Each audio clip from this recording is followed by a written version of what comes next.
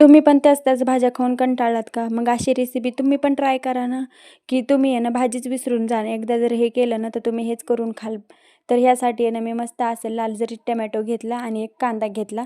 आता कांदा आहे ना, मी एवढा बारीक कट करून घेतला ना आणि टोमॅटो पण बारीक कट करून घेतला. दोन्ही पण डिशमध्ये आहे ना, छान मिक्स करून घेतलं.